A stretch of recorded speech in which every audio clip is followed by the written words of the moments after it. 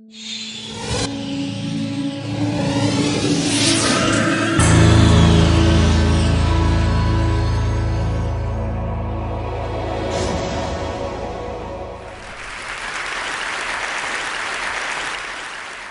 I want to start by offering you a free, no-tech life hack.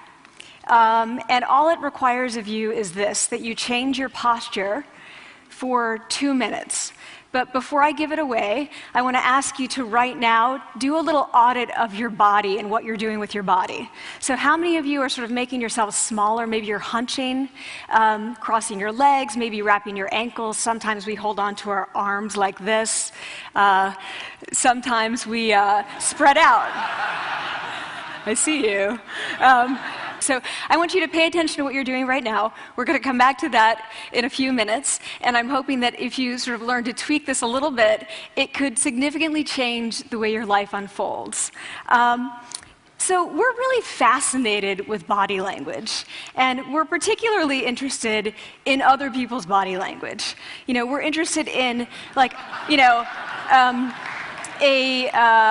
an awkward interaction, or a smile, or a contemptuous glance, or maybe a very awkward wink, or maybe even something like a handshake.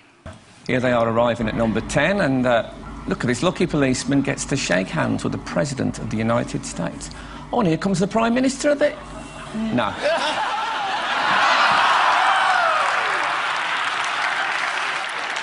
So a handshake, or the lack of a handshake, can have us talking for weeks and weeks and weeks, even the BBC and the New York Times. So obviously, when we think about nonverbal behavior or body language, but we call it nonverbals as social scientists, it's language. So we think about communication. When we think about communication, we think about interactions. So what is your body language communicating to me? What's mine communicating to you?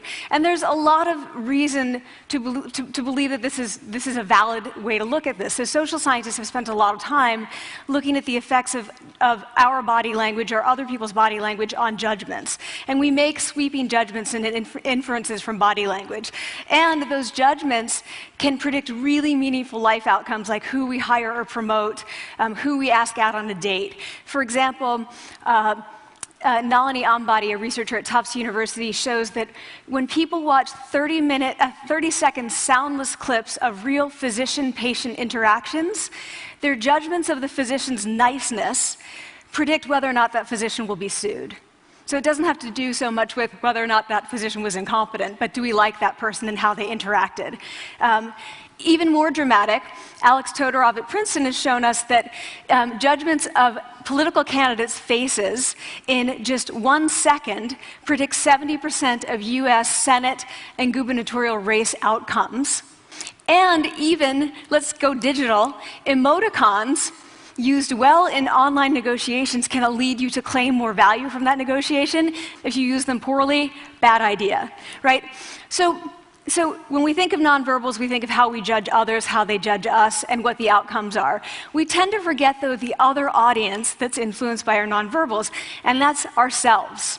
We are also influenced by our nonverbals, our thoughts and our feelings and our physiology. So what nonverbals am I talking about?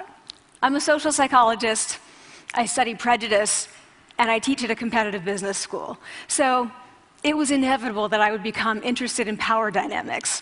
I became especially interested in nonverbal expressions of power and dominance.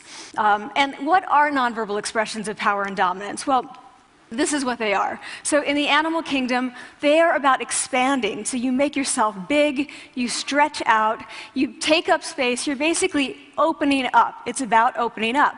And this is true across the animal kingdom. It's not just limited to primates, and humans do the same thing. So they do this both when they have power sort of chronically, and also when they're feeling powerful in the moment. And this one is especially interesting because it really shows us how universal and old these expressions of power are. This expression, which is known as pride, Jessica Tracy has studied, she shows that people who are born with sight and people who are congenitally blind do this when they win at a physical competition. So when they cross the finish line and they've won, it doesn't matter if they've never seen anyone do it, they do this. So the arms up in the V, the chin is slightly lifted. What do we do when we feel powerless? We do exactly the opposite. We close up, we wrap ourselves up, we make ourselves small. We don't want to bump into the person next to us. So again, both animals and humans do the same thing. And this is what happens when you put together high and low power. So what we tend to do when it comes to power is that we complement the other's nonverbals. So if someone's being really powerful with us, we tend to make ourselves smaller. We don't mirror them, we do the opposite of them. So I'm watching this behavior in the classroom, and what do I notice? I notice that MBA students really exhibit the full range of power nonverbals. So you have people who are like caricatures of alphas, like really coming into the room, they get right into the middle of the room. Before class even starts, like they really want to occupy space. When they sit down, they're sort of spread out, they raise their hands like this. You have other people who are virtually collapsing when they come in. As soon as they come in, you see it. You see it on their faces and their bodies, and they sit in their chair and they make themselves tiny, and they go like this when they raise their hand. I noticed a couple things about this. One, you're not going to be surprised, it seems to be related to gender. So, women are much more likely to do this kind of thing than men. Women feel chronically less powerful than men, so this is not surprising. But the other thing I noticed is that it also seemed to be related to the extent to which the students were participating and how well they were participating. And this is really important in the MBA classroom because participation counts for half the grade. So, business schools have been struggling with its gender grade gap. You get these equally qualified women and men coming in, and then you get these differences in grades, and it seems to be partly attributable to participation. So I started to wonder, okay, so you have these people coming in like this, and they're participating. Is it possible that we could get people to fake it, and would it lead them to participate more? So my main collaborator, Dana Carney, who's at Berkeley, and I really wanted to know, can you fake it till you make it? Like, can you do this just for a little while and actually experience a behavioral outcome that makes you seem more powerful? So we know that our nonverbals govern how other people think and feel about us. There's a lot of evidence, but our question really was, do our nonverbals govern how we think and feel about ourselves? There's some evidence that they do. So, for example, when we smile when we feel happy, but also when we're forced to smile by holding a pen in our teeth like this, it makes us feel happy. So it goes both ways. When it comes to power, it also goes both ways. So when you feel powerful, you're more likely to do this, but it's also possible that when you pretend to be powerful, you are more likely to actually feel powerful. So the second question really was, so we know that our minds change our bodies, but is it also true that our bodies change our minds? And when I say minds, in the case of the powerful, what am I talking about?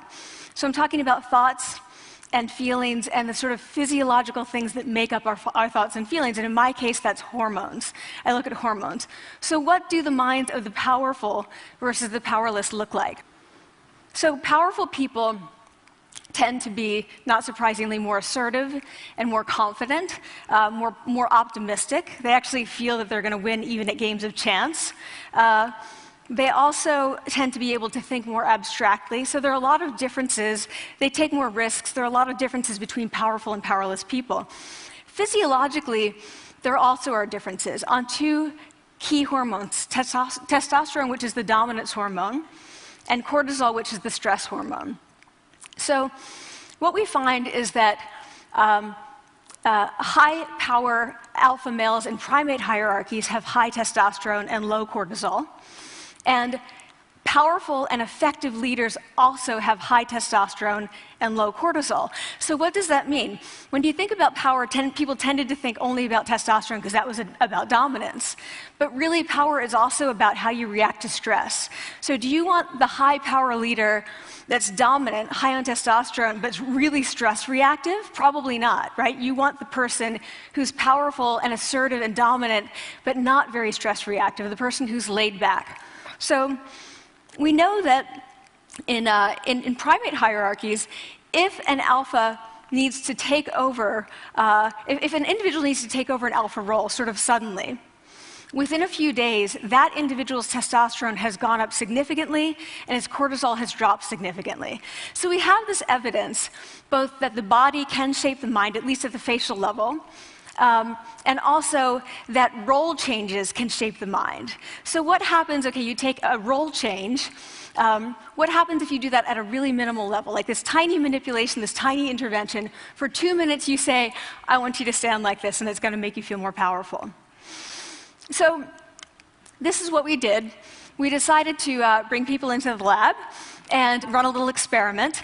And these people adopted for 2 minutes either high power poses or low power poses. And I'm just going to show you 5 of the poses, although they took on only 2. So here's one, a couple more. This one has been dubbed the Wonder Woman by the media. Here are a couple more. So you can be standing or you can be sitting. And here are the low power poses. So you're folding up, you're making yourself small. This one is very low power. When you're touching your neck, you're really kind of protecting yourself. So this is what happens. They come in, they spit into a vial. We, for 2 minutes, say, you need to do this or this. They don't look at pictures of the poses. We don't want to prime them with the concept of power. We want them to be feeling power, right? So 2 minutes they do this. We then ask them, how powerful do you feel on a series of items? And then we give them an opportunity to gamble. And then we take another saliva sample. That's it. That's the whole experiment. So this is what we find. Risk tolerance, which is the gambling. What we find is that when you're in the high power pose condition, 86% of you will gamble. When you're in the low power pose condition, only 60%. And that's a pretty whopping significant difference. Here's what we find on testosterone. From their baseline when they come in, high power people experience about a 20% increase.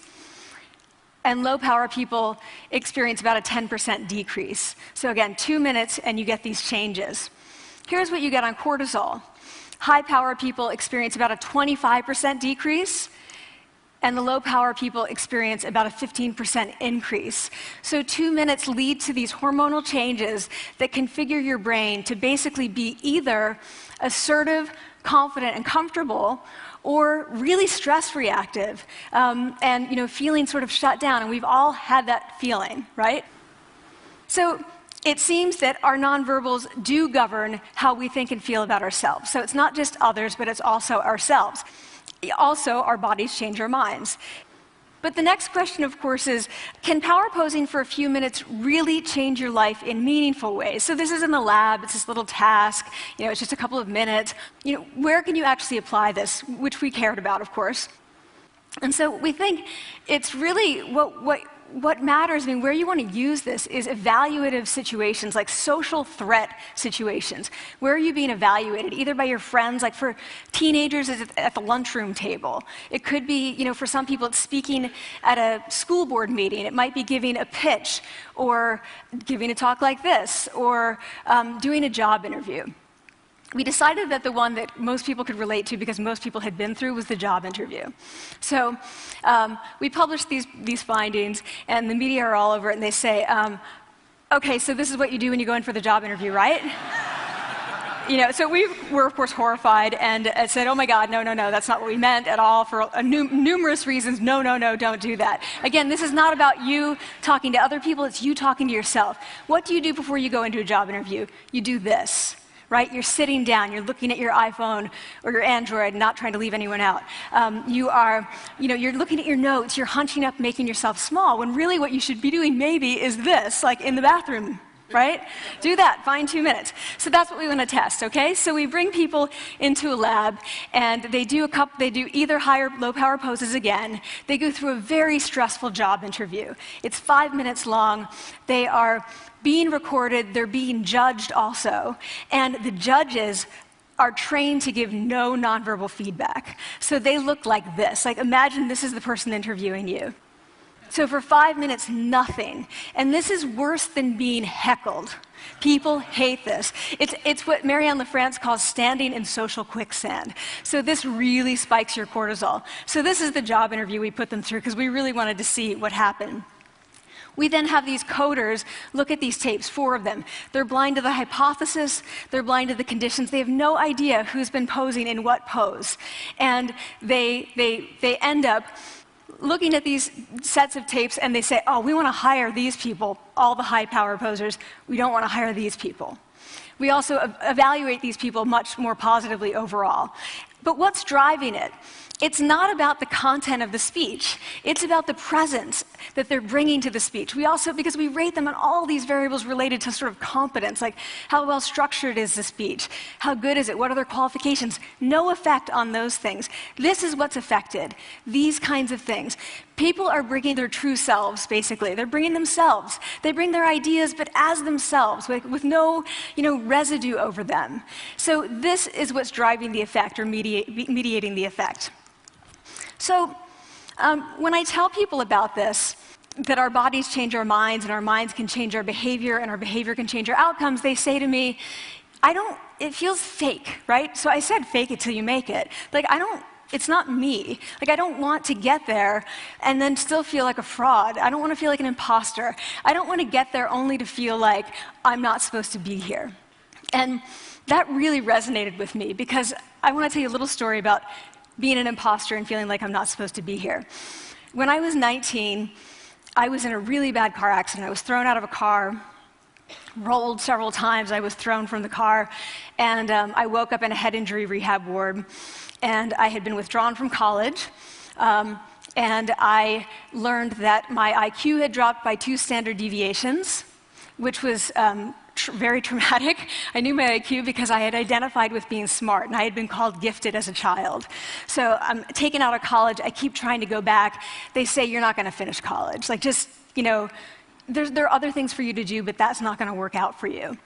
So I really struggled with this, and I have to say, having your identity taken from you, your core identity, and for me it was being smart, having that taken from you, there's nothing that leaves you feeling more powerless than that.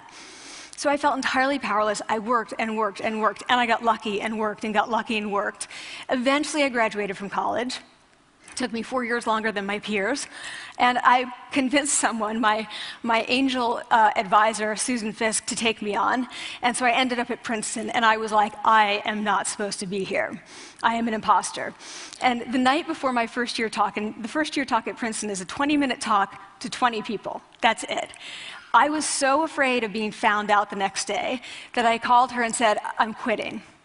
She was like, you are not quitting, because I took a gamble on you and you're staying. You're going to stay, and this is what you're going to do. You're going to fake it. You're going to do every talk that you ever get asked to do. You're just going to do it and do it and do it, even if you're terrified and just paralyzed and having an out-of-body experience, until you have this moment where you say, oh my gosh, I'm doing it. Like, I have become this. I am actually doing this. So that's what I did. 5 years in grad school. A few years, I'm at Northwestern. I moved to Harvard. I'm at Harvard. I'm not really thinking about it anymore, but for a long time I had been thinking, not supposed to be here, not supposed to be here.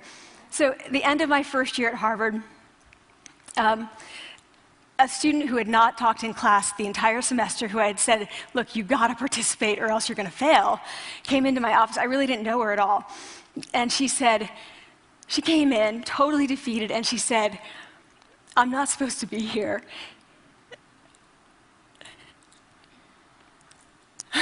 And that was the moment for me, because 2 things happened. One was that I realized, oh my gosh, I don't feel like that anymore. I don't feel that anymore, but she does, and I get that feeling. And the second was, she is supposed to be here.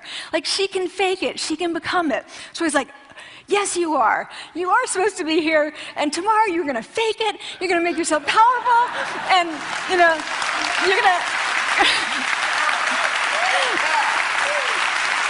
and you're going to go into the classroom, and you are going to give the best comment ever, And she gave the best comment ever. And people turned around, they were like, oh my God, I didn't even notice her sitting there, She comes back to me months later, and I realized that she had not just faked it till she made it, she had actually faked it till she became it. So she had changed. And so I want to say to you, don't fake it till you make it. Fake it till you become it. It's not do it enough until you actually become it and internalize. The last thing I want to leave you with is this. Tiny tweaks can lead to big changes. So this is 2 minutes. 2 minutes, 2 minutes, 2 minutes. Before you go into the next stressful evaluative situation, for 2 minutes, try doing this in the elevator, in a bathroom stall, at your desk behind closed doors. That's what you want to do. Configure your brain to cope the best in that situation. Get your testosterone up, get your cortisol down. Don't leave that situation feeling like, oh, I didn't show them who I am. Leave that situation feeling like, oh, I really feel like I got to say who I am and show who I am. So I want to ask you first, both to try power posing, and also I want to ask you to share the science, because this is simple. I don't have ego involved in this.